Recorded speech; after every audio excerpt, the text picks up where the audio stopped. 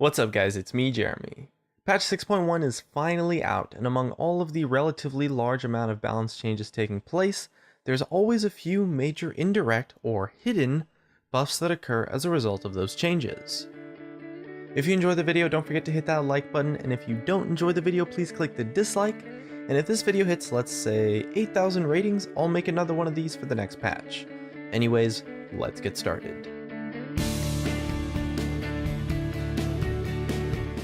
The first group of champions who received an indirect buff are AP junglers who weren't really able to build Runeglaive. The new AP jungle item Runic Echoes is much more dynamic, and for champions like Fiddlesticks especially, as well as a lot of the other off-meta AP junglers, this new item is going to fit much more fluidly into their kits, and also adds in a nice touch of movement speed and a bit more mana regen, which is a nice tool for those kinds of champions.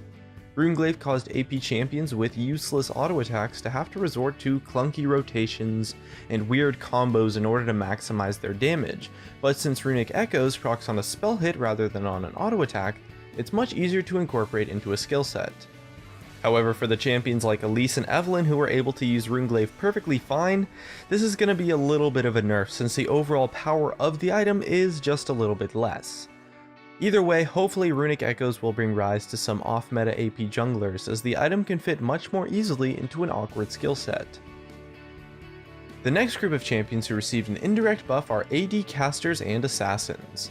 With the improvements to Death's Dance, the item is likely to become core on a lot of these types of champions, since the stats and utility the item brings to the table are so perfect for what an AD caster or an assassin tries to accomplish. Damage, cooldown reduction, healing, and pseudo-tankiness all wrapped up into one awesome item with a fairly decent build path. And the only reason why it wasn't popular before is because it was hilariously gold inefficient, but now that that's improved by quite a bit, we're likely to see the champions that can make use of it get a leg up.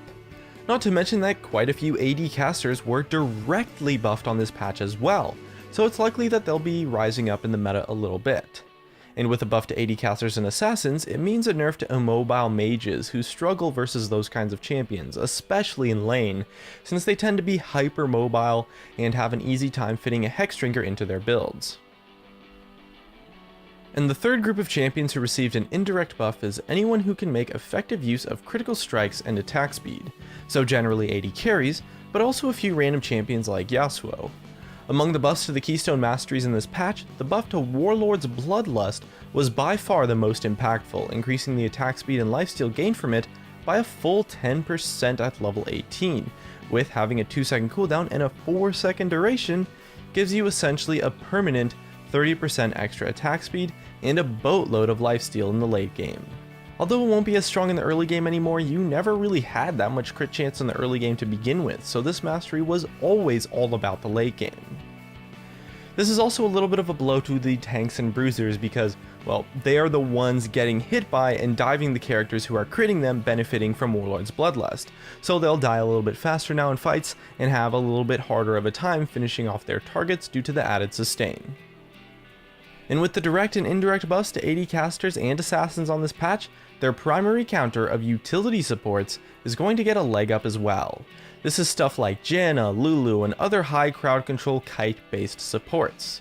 These kinds of champions do an amazing job of locking down these AD champions trying to dive in and assassinate your backline through utility, protection, and other forms of crowd control.